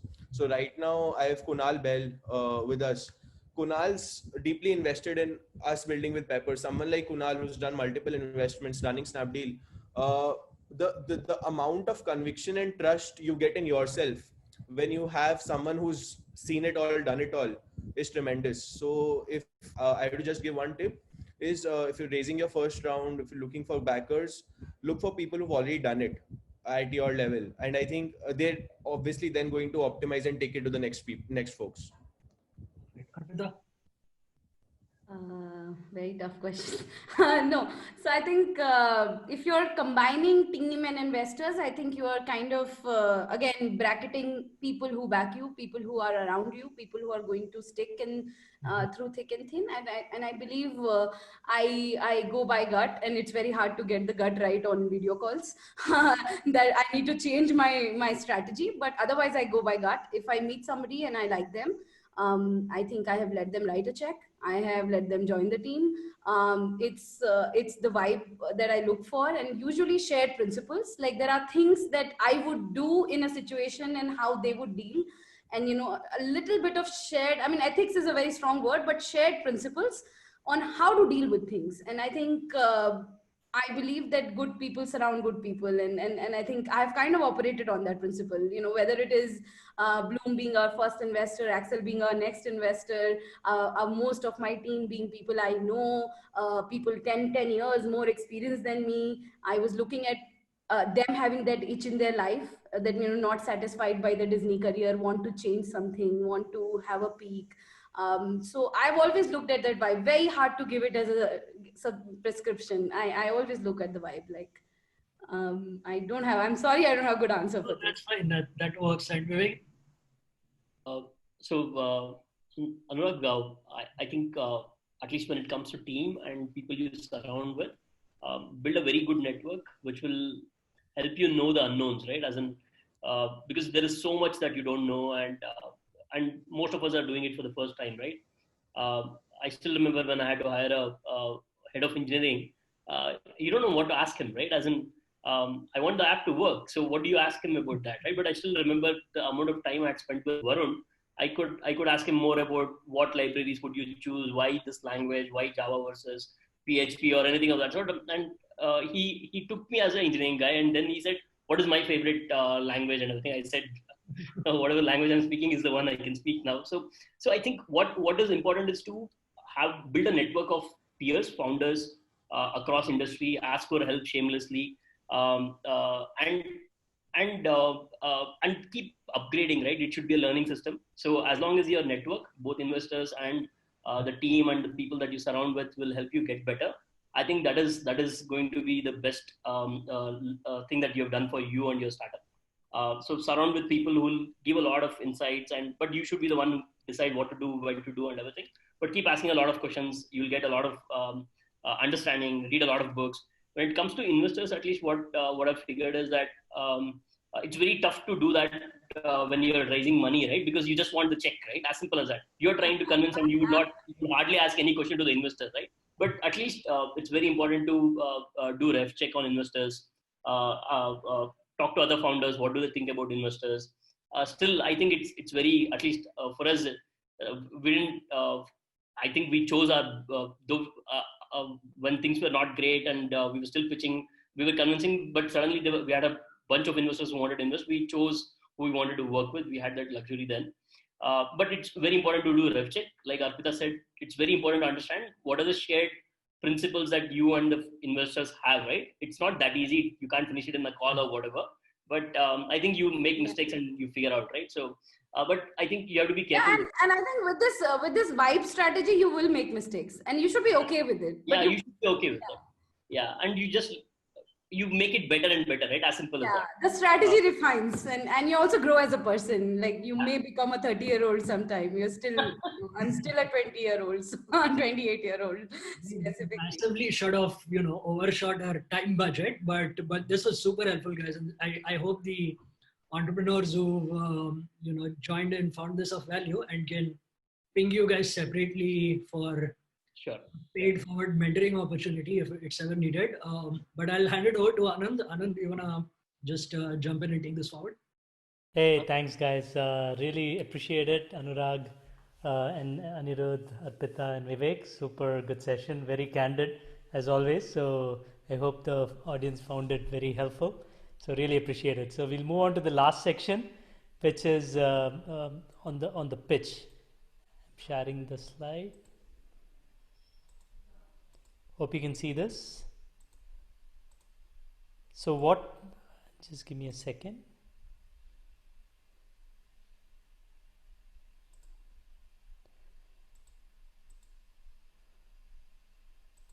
Yeah, okay. So in this section, the last one for today, we have Abhishek Nayak joining us. Abhishek is a serial entrepreneur who's going through multiple startups. One of that was through Y Combinator. Y Combinator has this way of getting applicants to send their pitch via video. So that gave an idea to see for us, this is not a pitch, but for better matchmaking for the mentors to know you as founders, we thought it's easiest if you can get a quick 1-minute video from each of you explaining what you're working on. And that way we get to see you and get to know you. And then we can help better with the matchmaking. As well as maybe some of you are reaching out to other investors as well. You could use this if this turns out well. You could use this 1-minute pitch as something that you can send. So that's the whole idea of doing this. Abhishek is going to quickly walk us through what he had sent in when he applied, and then maybe give some tips on how to best go about preparing this 1-minute pitch. We'd love for all of you to submit your entries by 5 p.m. on July 24th. This is optional. There is a form here where we have made it optional to submit this video clip as well, but this will greatly help the mentors and do the matchmaking. So with that, over to you, Abhishek. Hi, Anand. Yes. Thank you so I'm much. going to turn off my video and then you're on. And I'll play the video whenever you want me to. Yeah, sounds good. Hi, guys. So the idea behind a video like this is you have about 1 minute or slightly more than that to kind of talk about yourself, your co-founder, and your idea. And the idea behind it being 1 minute is that it actually helps you be really succinct and brief about what you're doing. So it forces you to choose exactly the most important points to focus on. And at the same time, the person who's actually listening to it continues to stay engaged because it's just 1 minute long. You're not going to be, talking or droning about something that's irrelevant. So that's the reason this video thing actually helps the entrepreneur as well as somebody who's actually listening to it. So the first thing I'd do is let's just talk about our video. And I'm also going to ping the link here. Okay. Shall I play it? Yes.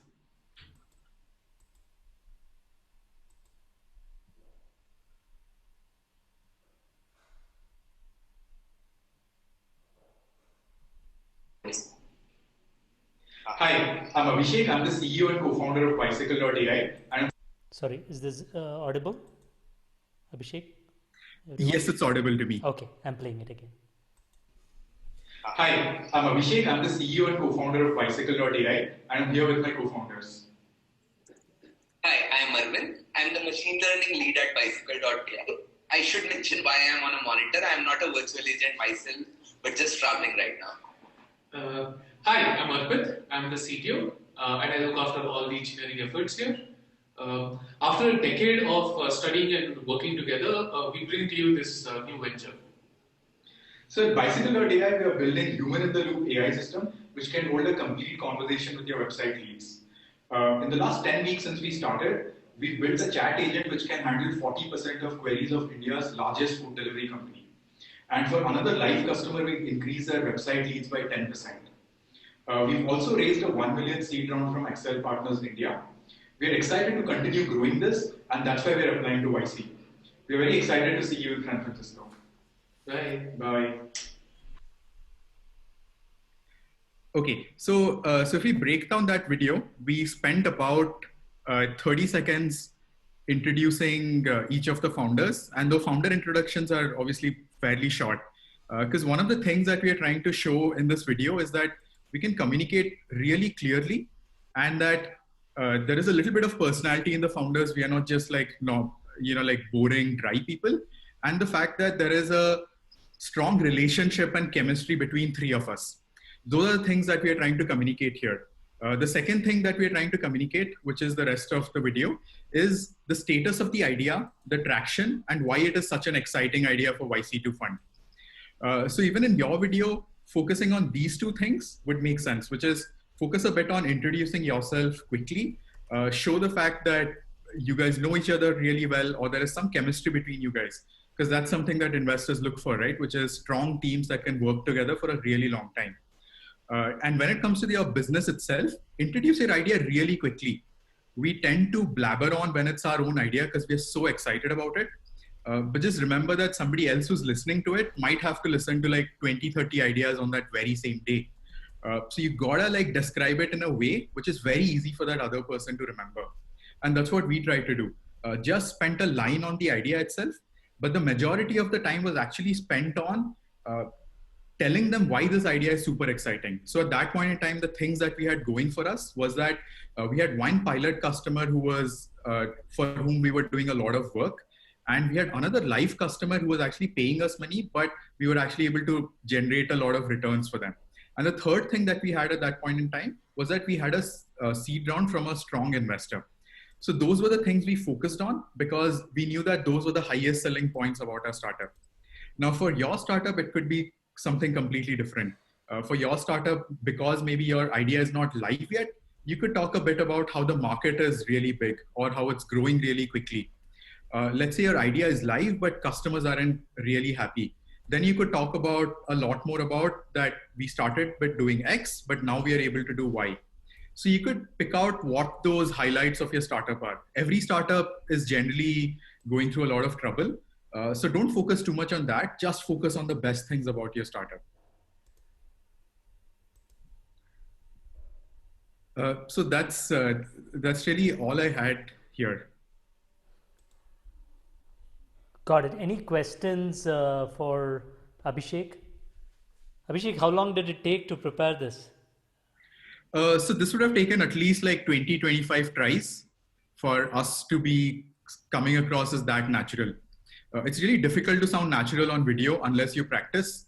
So I think, yeah, I would say like 20, 25 tries at least. Got it. And you've seen a lot of other video pitches in the past, right? So you mentor a lot of YC applicants and others. Thanks for doing that. Any tips from there? What are the best practices, things that have stood out or anything like that? Sure. So the commonest mistake that I see is that as one founder is talking, the other founder is interrupting them. When it comes to a face-to-face conversation, that might actually be okay, but on video, it comes across as really awkward. So don't interrupt the other founder. That's one of the things. The second thing to keep in mind is that when you're introducing yourself, focus on a couple of the key points and also look at what other information are you sending in the application already. So for example, in this application, since you're expected to give like your LinkedIn profile, you might not need to go over your bio very, very detailed way. You can just like hover over the top key points of that. That would be the second point. The third point is when you're talking about your idea, describe it briefly and really quickly. Describe the other externalities of the idea which matters to an investor. Or in this case, because I think you're just talking to mentors, even then it's worth talking about why they should spend time with your idea, which generally is associated with how fast your startup is growing. Do you have any customers? Is this idea really new and exciting, or is the market really big? These are generally the points which get some mentor excited about working with you. So I would say like focus on those things. Any tips for solo founders? The question from Vaibhav. Okay. So for solo founders, I think you have it much easier because you are the only person who you're going to be speaking about here. So there's nobody to interrupt you. Here, I think like, again, just focus on your advantages. As a solo founder, I'm sure a lot of you are thinking about, hey, should I talk about why I don't have a founder? But in this video, the idea is only to talk about positives. Do not talk about anything that's like a negative. Don't shoot yourself in the foot in this video. So just, I feel it's not that different for a solo founder versus a versus two co-founders here. Awesome. Thank you, Abhishek. This is super helpful. Thanks for taking your time from your startup to help this. And great. So I think that brings us to the close of the first session of our paid forward learning session. And the next one will be on August 1st. And we are going to be sharing the link that we just showed with you all. Right? We'll also copy and paste it here so that you can click on it and answer the questions for you. So we'll also share it, post this, so that you can prepare and submit that. We've shared a brief survey at this point, so it'll really help us if you can take a couple of minutes to fill out the survey and give us feedback on how best to make these sessions most helpful for you. Since everyone's volunteering and doing this, it'll really help us if you can give pointed feedback so that when we get together next week as mentors, we can look at that feedback, and we collected all the questions that you shared during the chat as well. So we'll try and address most of these in the upcoming sessions. So this is, as I said, a pre-product market fit initiative. So please be patient with us, and hopefully through this we'll get a lot more underrepresented founders to come mainstream. We already heard from 4 of them today, the founders side, and we literally want hundreds of founders coming out from various communities, and entrepreneurship is inherently doable by anyone who has a passion and a vision to create lasting impact. So hopefully through this we want to encourage and motivate many of you who are already along this journey, or even people who are thinking of starting up, to come and benefit from reaching out to these people. So they've all been gracious. Within a few days, like on WhatsApp, when I sent a message saying can you help, almost everyone came back saying would be happy to contribute to the panel and prepared and everything. And this is only 10 of probably 80 other panelists or mentors who want to help you all. So we'll involve everyone as we go along in this journey. And so really grateful to all the mentors and thankful for all the attendees for joining today. Just hang in there right after this, and we'll share the link. Actually, we'll post this whole presentation along with the video recording in the letspaidforward.org. So you can use that. We'll use that as a communication medium to share data with you, and you can also post back comments there. So that way we'll have a two-way communication going. With that, thank you all for joining, and hope you enjoy the rest of Saturday. And thanks to all the mentors as well. Thank you.